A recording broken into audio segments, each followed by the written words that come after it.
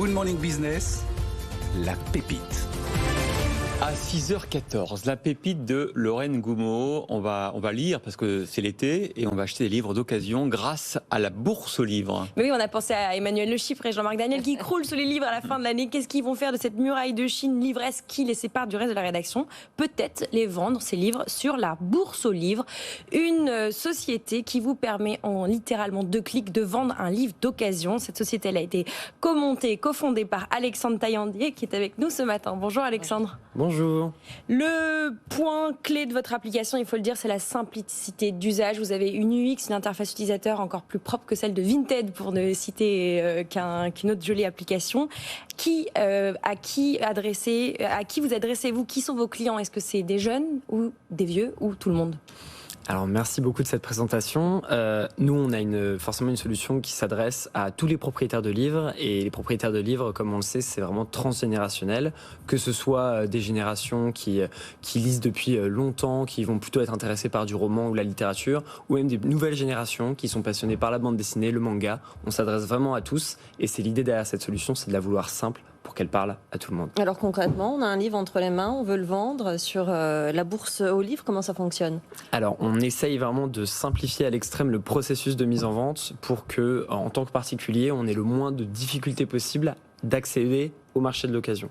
Et donc comment ça fonctionne? Vous allez pouvoir, avec la caméra de votre téléphone, scanner le code barre de votre livre, et avec ce scan, nous on va être capable de détecter quel est votre livre, vous fournir une estimation de combien vous pourriez gagner avec la bourse aux livres, et si ça vous convient, vous mettez tous vos livres, généralement une vingtaine d'un coup, dans une boîte à chaussures, vous nous les envoyez, et derrière c'est notre travail. Et vous payez l'envoi d'ailleurs? On paye l'envoi, bien sûr, c'est complètement à nos frais, et nous on va se rémunérer sur la vente de livres, et donc on a développé une expertise de e-commerçant qu'on met vraiment à disposition des personnes qui passent par le service, et donc on va vendre les produits le plus rapidement possible au meilleur prix et vous reverser le bénéfice. Vous êtes lancé en juillet 2019, donc avant la pandémie. Est-ce que vous avez réussi pendant cette période compliquée, où les gens d'ailleurs ont lu beaucoup, les librairies étaient fermées pendant le premier confinement? Est-ce que ça vous a permis de décoller? Ouais. Alors c'est une très bonne question. C'est vrai qu'on n'avait pas du tout prévu la pandémie.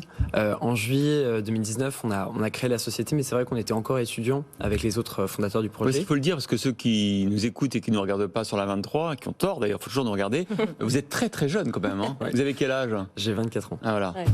Et donc on a commencé rapidement à travailler sur le projet, mais on était encore étudiants, et on a vraiment lancé une solution où on était dédié au projet, et puis surtout qui était accessible à tous en janvier 2020. Et à partir de là, forcément, le fait d'être aidé par la crise, oui, je pense que ça a beaucoup influé sur les méthodes de consommation. On s'est rendu compte qu'on avait besoin de pas forcément être dépendant et de pas forcément surconsommer. Et puis ça a aussi fait évoluer les mentalités, parce qu'on était coincé chez soi, et puis on s'est dit qu'est-ce que j'ai chez moi, qu'est-ce que je peux en faire?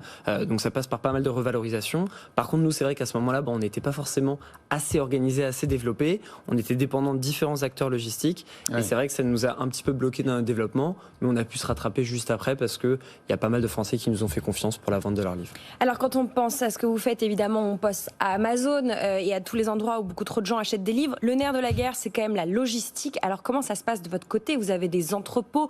C'est le nerf de la guerre. Alors comment toutes ces vous boîtes à chaussures que vous recevez.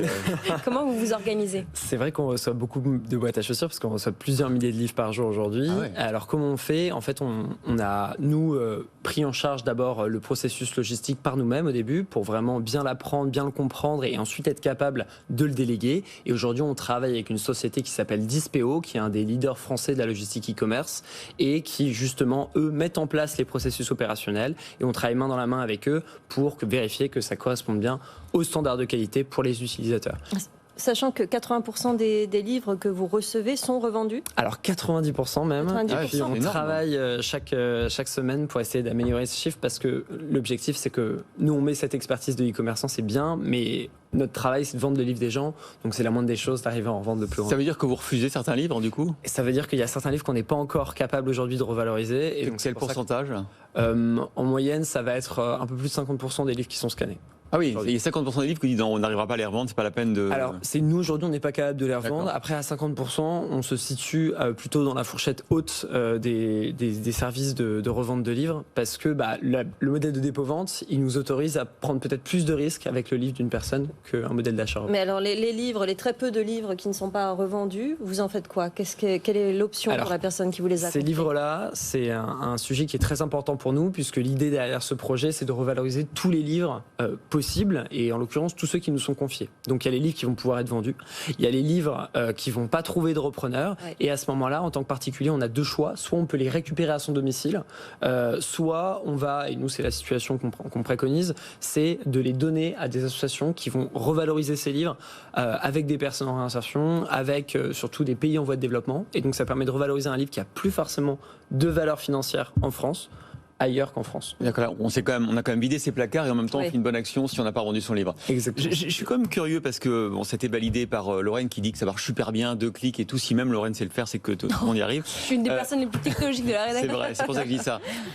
J'ai quand même une interrogation. Pourquoi vous avez choisi ce système de logistique extrêmement lourd alors qu'on sait qu'il y a plein d'applications de revente par exemple de vêtements où on laisse la consommatrice ou le consommateur mettre directement dans un paquet, imprimer l'étiquette et l'envoyer à l'acheteur? Parce que je pense qu'on arrive à une évolution des pratiques de consommation où la commodité devient vraiment quelque chose d'absolument normal dans tous les services qu'on utilise, et on voit avec le succès de services comme Amazon pourquoi ça fonctionne très bien, pourquoi est-ce que c'est décrié mais pourtant les gens sont toujours plus nombreux à utiliser ces services-là. C'est parce qu'ils posent les meilleurs standards de qualité de service au monde. Et en fait, je pense que le fait de compter sur les gens pour faire énormément de tâches contraignantes, c'est quelque chose qui a super bien marché dans les années 2000 et 2010, mais je pense que c'est quelque chose qui va de moins en moins bien marcher, et on le voit avec l'explosion des services de livraison notamment, je pense à Gorillaz, Cajoo, ou même Deliveroo, Uber Eats qui sont là depuis plus longtemps, ou Just Eat. Ça marche super bien parce que finalement aujourd'hui on n'a pas forcément envie de passer du temps à faire des choses qui sont contraignantes, qui apportent pas beaucoup de valeur, et donc c'est pour ça qu'on propose une offre tout compris, où on se charge de tout pour les particuliers.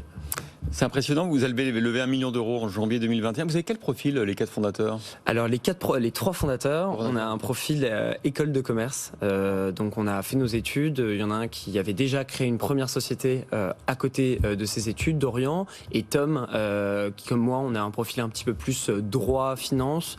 Et nous, on n'était pas forcément orienté vers l'entrepreneuriat au début, et on a eu l'opportunité de reprendre ce projet. Ça nous a tout de suite parlé, et puis ça s'est développé de fil en aiguille. C'est impressionnant, Lorraine. Oui. Hein, Eh ben, on vous suivra. ces profils d'entrepreneurs qui sortent de l'école. Bravo, Alexandre Merci Taillandier, cofondateur de la Bourse aux livres. Essayez pour cet été. Merci Lorraine pour la pépite.